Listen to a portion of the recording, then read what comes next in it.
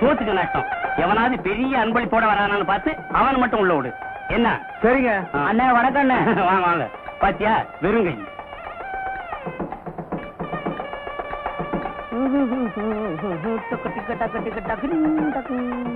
பெரிய அன்பளிப்போட வராரு. மாப்பிள்ளை வீட்டுக்காரரு பாரு.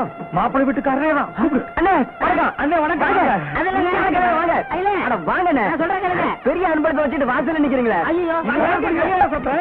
சுடுகாடு தான். உள்ள வாங்க வாங்க வாங்க.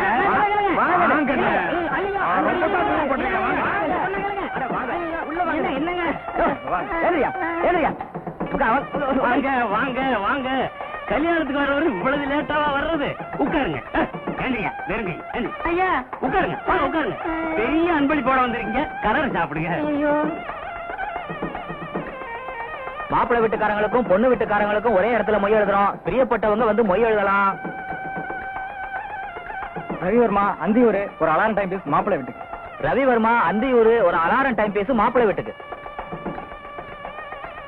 பொன்ராம் பாரியூர் சில்வர் குடம் பொண்ணு வீட்டுக்கு.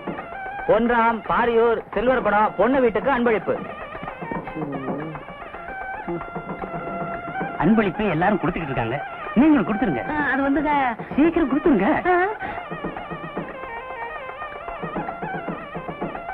மணி பொள்ளாச்சி டபரா செட்டு பொண்ணு வீட்டுக்கு. மணி பொள்ளாச்சி டபரா செட்டு பொண்ணு வீட்டுக்கு. எல்லாம் மாட்டிக்கிட்டேன். மத்தியானத்துக்கு மேல கல்யாண மண்டபம் வேற ஒருத்தருக்கு. பரிசை இப்பவும் கொடுத்துருங்க. அது வந்து என்னையா புரியாத ஆளா இருக்க? ராமு விரியம்பாக்கம் மாப்பிள்ளை வீட்டுக்கு.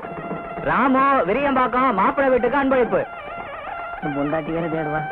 வந்திக்கு நேரமாவது, சீக்கிரம் கொடுத்துட்டீங்கன்னா சட்டு புடிச்சு சாப்பிட போறாங்கல்ல. இல்லங்க அட குடியா. பேரு செருப்பு சின்ன சின்ன. சின்ன சின்ன பேரு சின்ன. என் பொண்ணு பேரு கேளுங்க. எந்த ஊரு? ஊரு பேரு தெரியாதியா? விஷயம் தெரிஞ்சா செருப்பு பிஞ்சதை விட நம்மள அதிகமா பிச்சிருவாங்க. அதுக்குள்ள இங்க இருந்து பிச்சுக்கணும். ஒண்ணுக்கு ஒண்ணுக்கு.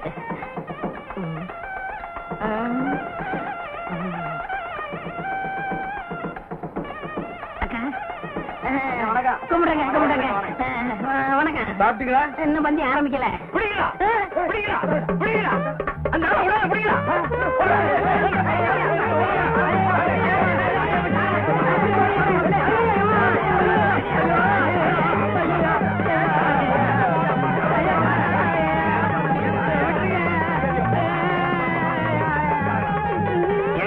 உங்களுக்கே இது நல்லா இருக்கா? வேணும்னு செய்யலங்க. ஒரு மங்கள காரியம் நடக்கிற வீட்டுல இப்படி எல்லாம் நடக்கலாமா? நடக்க கூடாதுங்க. இனிமே இப்படிப்பட்ட தப்பு செய்வீங்களா? சத்தியமா செய்ய மாட்டேங்க. இவ்வளவு பெரிய பரிசை கொடுத்துட்டு சாப்பிடாத போறீங்களா? அது நல்லா இருக்கா? கைய விடுங்க. என்ன சொன்னீங்க? உட்கார்ந்து சாப்பிடுங்க. நான் தான் மாப்பிள்ளையோட அப்பா. வணக்கம். ஏங்க இந்த பார்சல் எப்ப பிரிப்பீங்க? இப்ப பிரிச்சாலும் பிரிப்போம், எல்லாரும் போட்டு சாயந்தரம் பிரிச்சாலும் பிரிப்போம். அத பத்தி உங்களுக்கு என்ன கவலை? நீங்க தான் பரிசு கொடுத்துருங்க, சாப்பிடுங்க.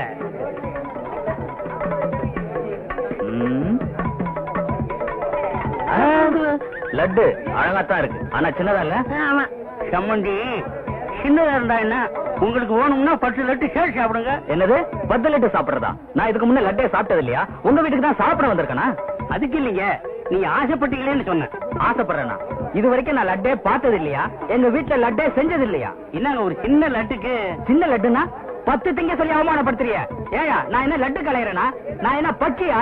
இனி ஒரு பருக்க தொட மாட்டேன். டேய் நம்ம ஆளுங்களா எந்திரிக்கலாம். வந்து அவன் சும்மா விட மாட்டேன். நடக்கிறத விட பொண்ணோட அப்பன் சொல்றேன், மாப்பிள்ளையோட அப்பன் சொல்றேன். என்னையா நடக்கும்? செருப்பு பிஞ்சிடும். எங்கிட்ட செருப்பு இருக்கு, அதுவும் பிஞ்சு.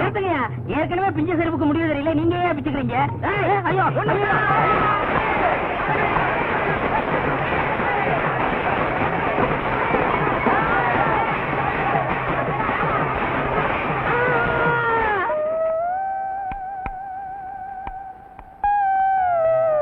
போக வேண்டாம் சொன்னேன், கேட்டியா?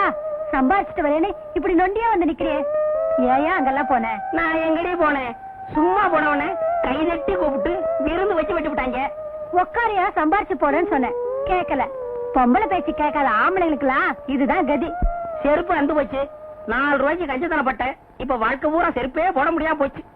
அந்த ஆளுங்க மேல கேஸ் போட்டு நான் என்ன செய்ய போறேன் பாரு. வேணா விட்டுரு, அப்புறம் கோர்ட்டுக்கு நடந்து இன்னொரு காலம் போயிரும். சொன்னியடி கட்டையில போக கட்டையில போகணும். இப்ப கட்டையில தான் வந்திருக்கேன். உனக்கு திருப்தியா? ஐயோ நான் இப்படி ஆகும் நினைச்சு சொல்லலைங்க. நீ நினைச்சியோ நினைக்கலையோ, இப்ப சொல்றேன் கேட்டுக்கங்க. புருஷமார்களை பொண்டாட்டிங்க கட்டையில போகணும்னு சொல்லாதீங்க. ஏன்னா சில ஒரு வாக்கு பழிச்சிருது. சார், பார்வதி சாமின்னா அவங்க அண்ணன் பெருமாள் சாமி தானே?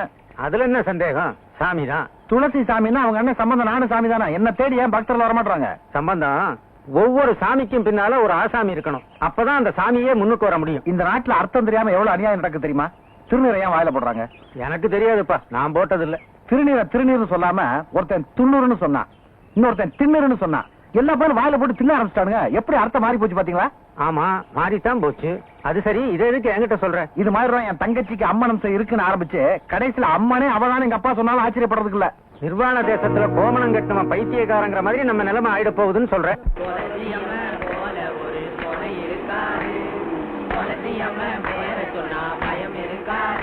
ஏன்பா பேப்பர் படிச்சுட்டு வர்றீங்க, நீயும் பாட்டு பாடுறதானே? உங்க மாதிரி இனிமையான குரல் எனக்கு இல்லைங்க. தம்பி, பேப்பர்காரர்களா? அம்மனை பத்தி எழுதுறதுக்கு தான் அரச பட்டி புரியலா? அரசு பட்டியில அம்மனா? ஆமா, அம்மனு. தம்பி ஊருக்கு புதுசா? துளசி அம்மனை பத்தி டெல்லி மாதிரி வெளிநாட்டுக்கே தெரியுது, உனக்கு தெரியலையா? ஏன்பா அரச பட்டியில இறங்கி ஆத்தாள கும்பிட்டுட்டு போ, பரீட்சை எழுதாமலே பாஸ் ஆயிடுவேன். கும்பிடுறாமா? கும்பிடுறேன். நானும் அரசப்பட்டிதான். ஆனா நீங்க சொல்ற அரசப்பட்டி எனக்கு தெரியாது. இடம் வந்து சொல்லுங்க, இறங்கிக்கிறேன். இது அம்மன் பெசலு, கோயிலுக்கிட்ட தான் நிக்கும், இறங்கிக்க.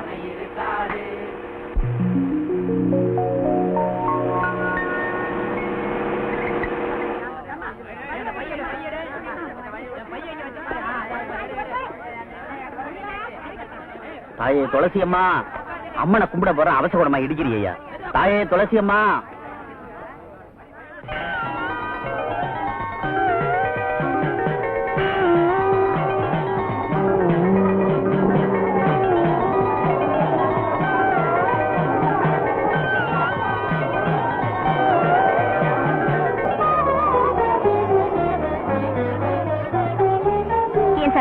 எவ்வளவு நேரம் நானே விபூதி கொடுக்கறது? கை வலிக்காது? கொஞ்ச நேரம் நீங்க தான் கொடுக்கறது. நான் விபூதி கொடுத்தா என்ன உதச்சே தரத்துவாங்க. நீங்களே கொடுங்க. சரி.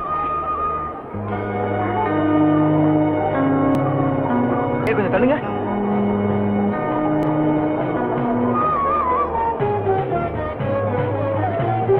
அம்மா கொஞ்சம் தள்ளுங்க. தள்ளுங்கம்மா.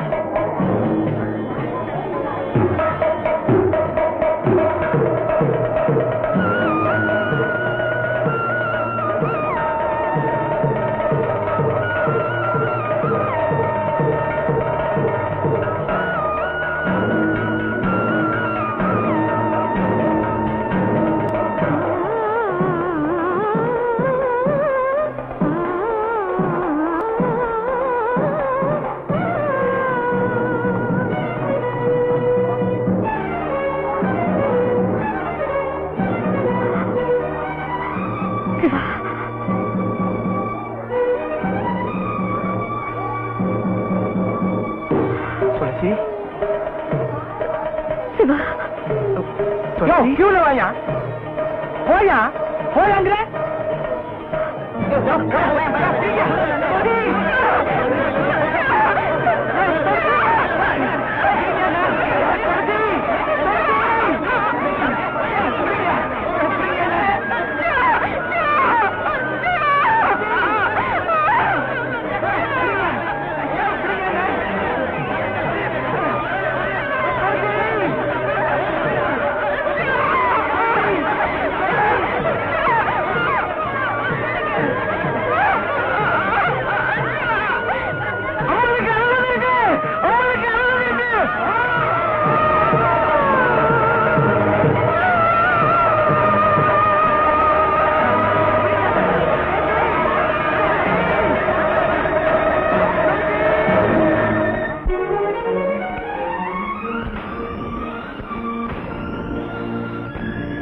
அப்பா, இதுக்கு பிறகு என்னால தவிச்சுக்கிட்டு இருக்க முடியாது.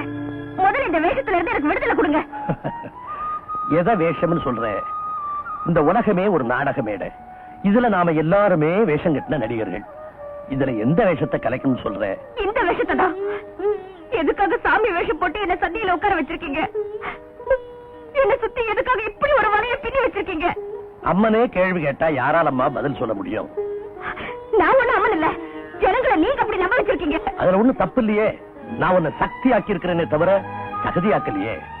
எத்தனை மாலை, மரியாதை, பயம், பக்தி, இந்த புனிதமான வாழ்க்கை எல்லாருக்கும் கிடைக்காதுமா. இப்படி ஒரு புனிதமான வாழ்க்கை எனக்கு தேவையில்லை. எனக்கு வேண்டியதெல்லாம் சந்தோஷமான வாழ்க்கை.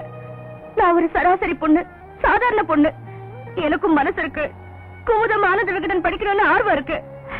மனசுக்கு பிடிச்சவனை கல்யாணம் பண்ணிக்கிட்டு 5-6 குழந்தைகளை பெத்துக்கணும்னு ஆசை இருக்கு.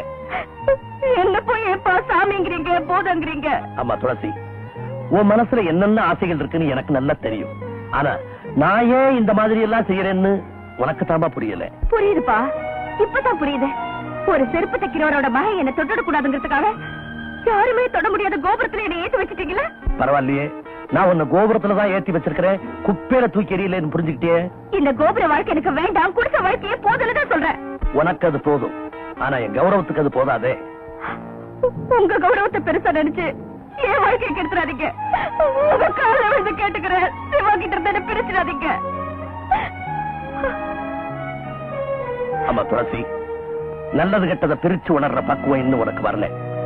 ஒரு தாழ்ந்த ஜாதிக்காரனை கல்யாணம் பண்ணிட்டு நீ வாழ போறதே என்னால எப்பவுமே அனுமதிக்க முடியாது. அப்படின்னா புரியலையா? உனக்கும் சிவாவுக்கும் இந்த ஜென்மத்துல கல்யாணம் நடக்காது.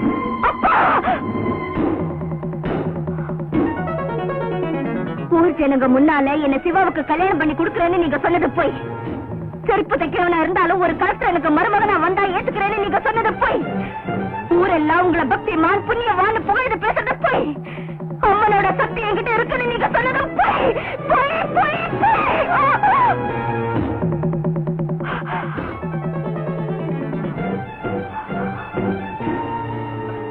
நம்ம கையில என்னமா இருக்கு? எல்லாம் எழுதி வச்சபடிதான் நடக்கும். இவ எங்கேயும் வெளியே போகாம பாத்துங்க.